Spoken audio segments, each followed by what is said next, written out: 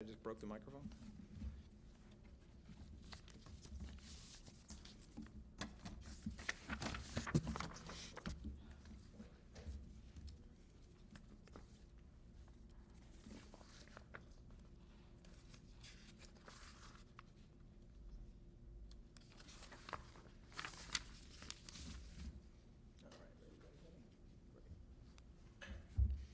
Good morning. Thank you all for being here.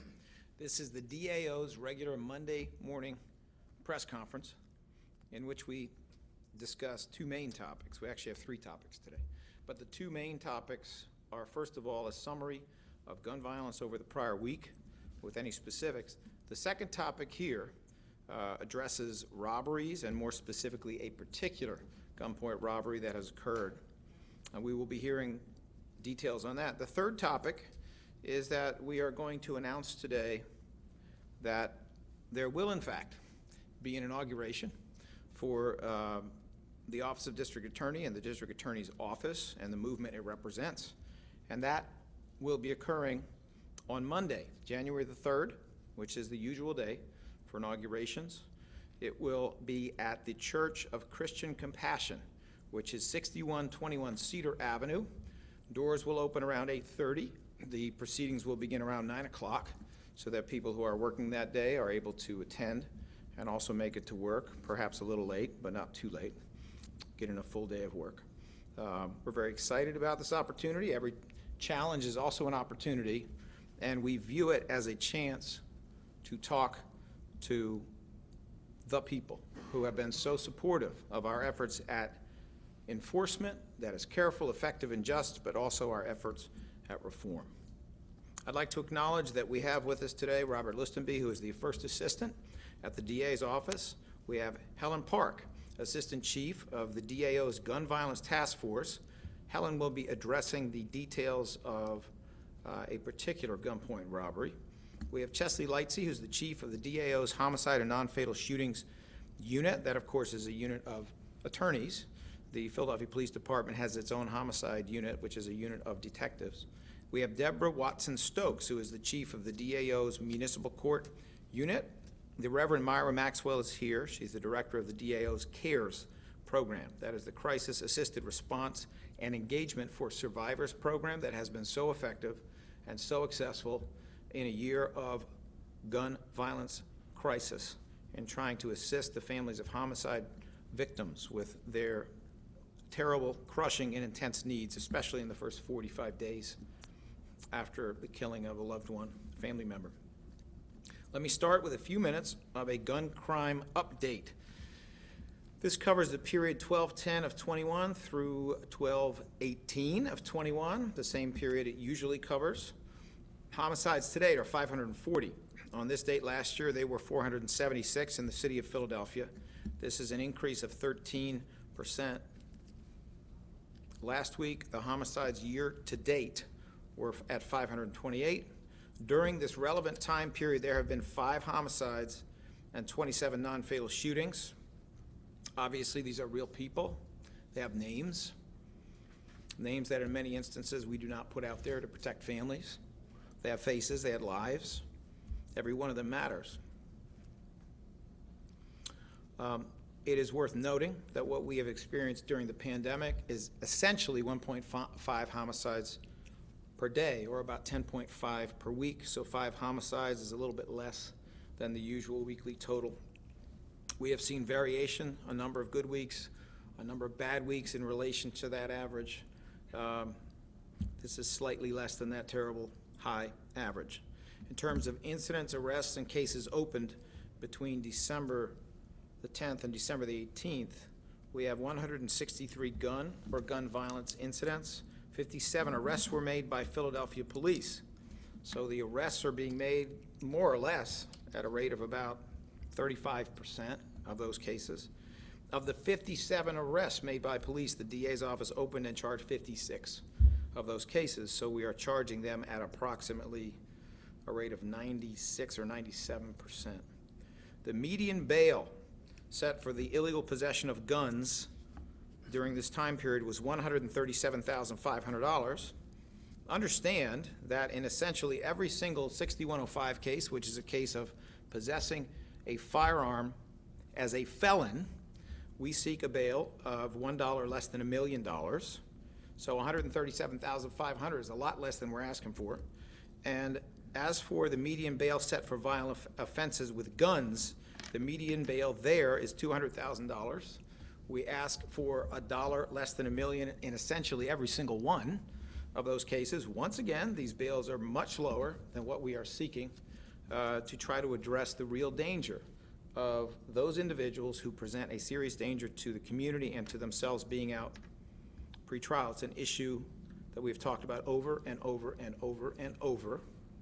And perhaps the best illustration of why it is so important to get away from cash bail and to have a system where people who present a bona fide danger are held without the ability to pay bail, and people who do not present a danger, the vast majority of people, are released without having to pay any bail. Perhaps the best illustration of that will be in Helen Park explaining what is going on with this gunpoint robbery, because frankly, it is shocking. Let me cover some of the shooting incidents that we have seen over this weekend. There was a triple shooting on Friday, December the 17th at about 6:15 p.m. on the 1300 block of North 10th Street in the 22nd Police District. And approximately 15-year-old, 16-year-old, and 17-year-old were shot.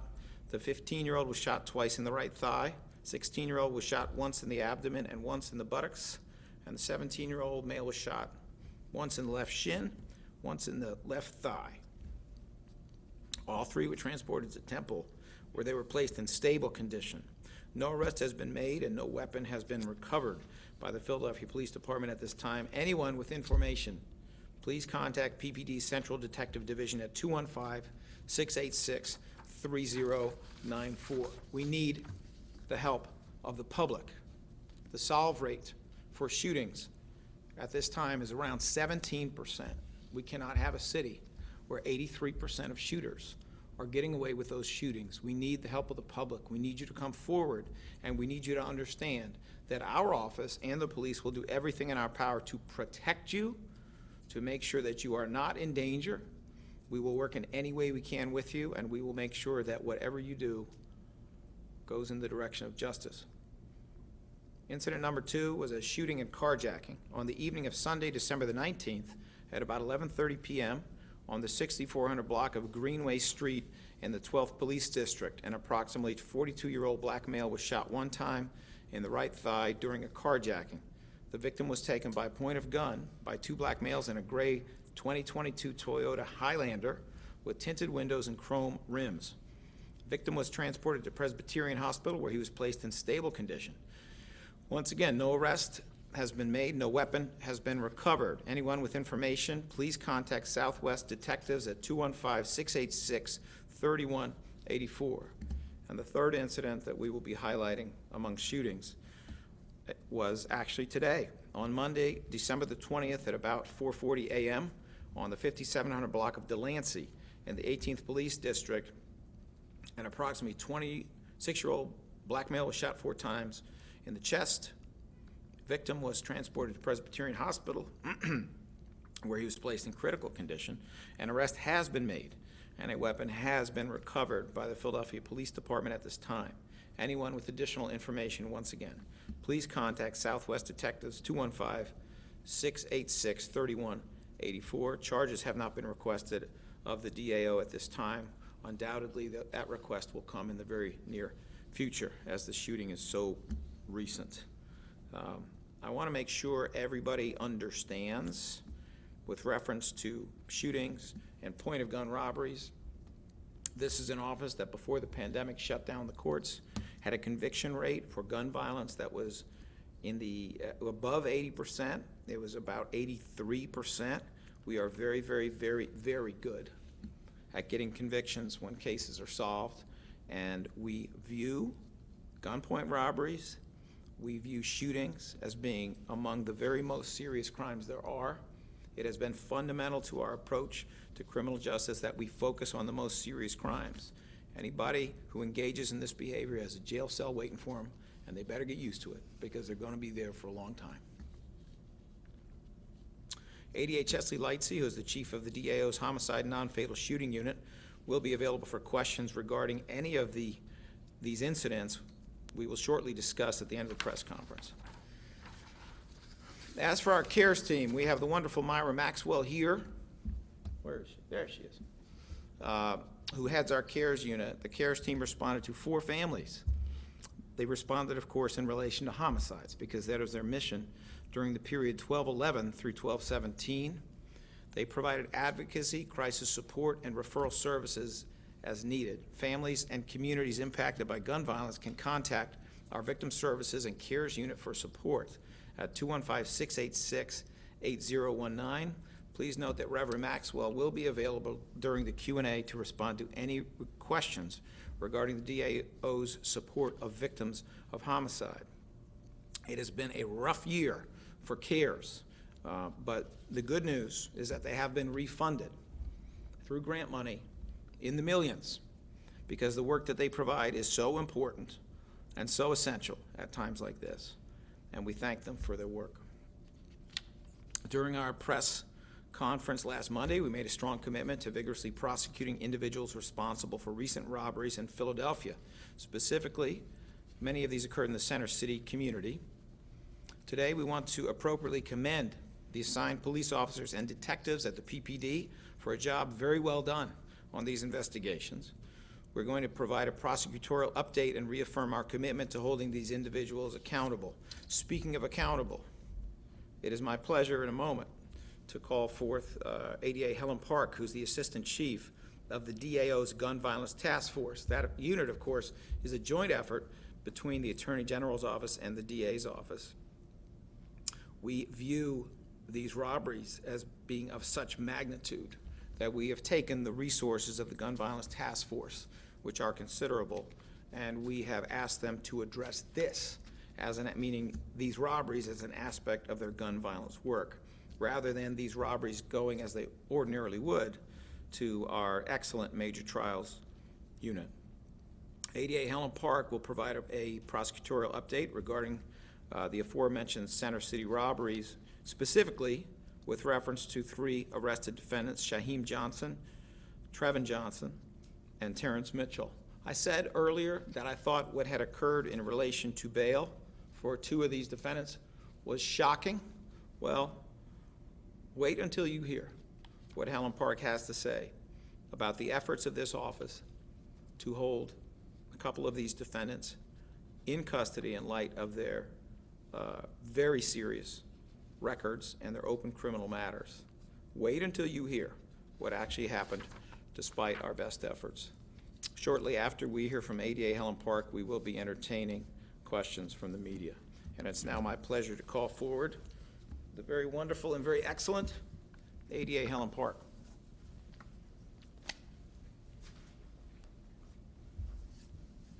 Thank you.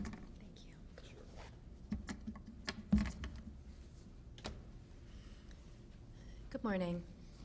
I'm going to start with the facts of the 2 incidents that have been charged, the 3 individuals that the DA just mentioned. They were arraigned on January 4th. I will start with those facts. As far as the details of the investigation, those will be limited because they are still ongoing.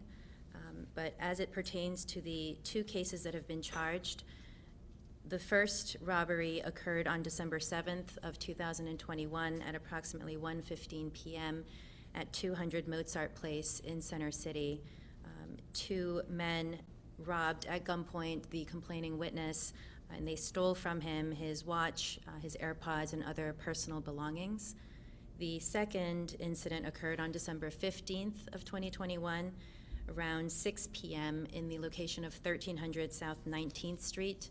In this incident, the complaining witness and his fiancée were again held up at gunpoint, robbed of their watch, their money, and I believe a phone was also taken. That incident is essentially what led to the arrest due to the speedy response and efficient work of the Philadelphia police officers who responded. Approximately 7 p.m., they observed a vehicle matching the description that had been given, and everything that ensued after that led to ultimately the arrest. I'm not going to go into too much detail, but I can tell you that these individuals, at least two of them, do have affiliations and are associated with several key players of street group violence gangs, I will say, in Southwest Philadelphia. We know that those individuals are currently suspects in multiple violent incidents, including homicides. So I can assure everybody that the investigation that is ongoing will be a collaboration of not only the excellent officers and detectives that we have on this case already, but also the Office of the Attorney General's agents, gun violence task force agents. They will be working with us as well as the full force of our unit, the analysts that work with us, and all of the attorneys that are in our unit. We are anticipating and hoping that this pattern of robberies, of which there are currently approximately 9 that have been identified, where these individuals are suspected to be involved. We are hoping to step by step peel the different layers of the onion and solve those as well.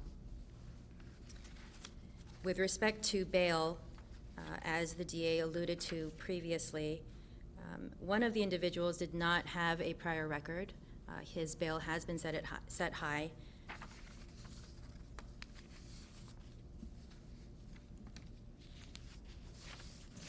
His bail has been set at $325,000, 10%, and $500,000 for the second case. That is the individual that has been charged with both incidents. The second individual, Trevon Johnson, was out on bail for another firearms case. His bail was originally set at $150,000, 10% back in May of 2021.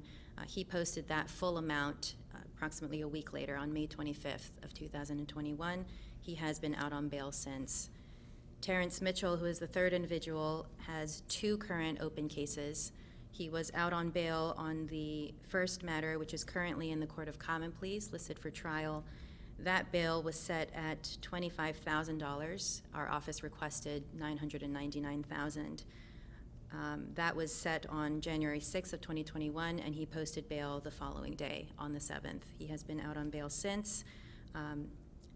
3 months later, in April of 2021, he was again arrested, this time for drug sales, and bail was set at $75,000, despite, again, our request of $999,000. That was set on April 22nd of 2021. Bail was posted 10% on May 6th of 2021. I would like to add that since then, last Friday, one of the district attorneys in our unit addressed this matter in Common Pleas Court, in municipal court where the preliminary hearing was scheduled. We requested a revocation of bail given the new charges and the new arrest. That was denied. However, bail was increased from $75,000 to $650,000. So all 3 individuals are currently still in custody. Again, as I stated, we will be working relentlessly to not only prosecute the cases that we have charged, but to also receive new information and hopefully solve the remaining robberies that have been sieging our city. Thank you. Thank you.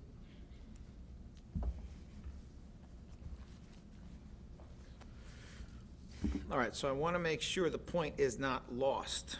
As to one of these defendants, Mr. Terrence Mitchell, he first gets arrested for illegal gun possession on January the 6th of 2021. This office says, give us $1 less than $1 million in bail. The response from the bail commissioner, how's $25,000? Meaning 10%. A condition of his bail is not to get arrested again, not to engage in criminal activity. He is able to pay that bail, which is only $25,000, meaning 10% of that, $2,500. And in fact, if he went to a bail bondsman, it would be even less than that. He pays it in 1 day. He's out in 1 day. He gets arrested basically 3.5 months later. This time he's arrested for possession with intent to deliver drugs. In other words, drug dealing, simply put.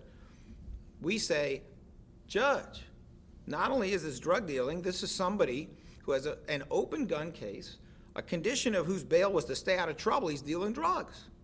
Can we get $1 million this time? And the answer is nope. How's $75K? 10%.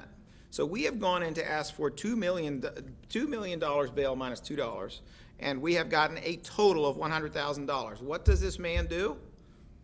He goes and engages in, let's just say this robbery, because obviously investigations are ongoing, but he engages in this robbery. That's astounding. That's shocking. That is indicative of what we've been talking about a very, very long time, which is how a cash bail system utterly fails us. Even when we come back, because Friday was a court date on the drug case for Mr. Terrence Mitchell, even when we come back and say, Judge, this is now 3 open cases. This is 2 violations of the conditions of bail on the first VUFA case. This is 1 violation of the condition of bail on the possession with intent to deliver case. Can we just hold him without bail? Can we just revoke the bail? He broke the terms of the bail. It was a promise. Even then, we do not get it revoked. In fairness, we do get a substantial bail. And that's fine as long as you're not dealing with people who have access to plenty of resources, which, by the way, people who are engaging in major drug dealing operations often do. This is why Pennsylvania and Philadelphia need to get away from this shabby system of cash bail. We need to get it to a system where the small number of people who are truly dangerous to society are held in custody pending their trials. They'll have their day in court, and we will take it from there. The vast majority of people under the system will never have to pay any cash because they're not doing things that are truly dangerous to society. They belong out of custody.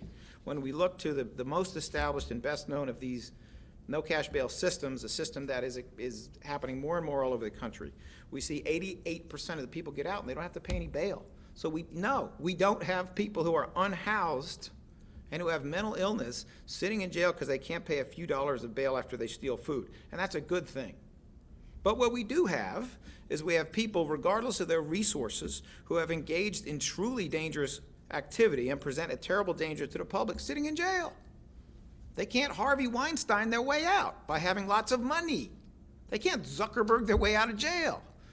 And I'm not saying Mr. Zuckerberg has committed a crime. I'm just saying we should not have a system where guilty people who are rich are treated better than poor people who are innocent. And unfortunately, this is just one more example of how we actually have that system. All right, are there any questions for anyone who is up here from the media?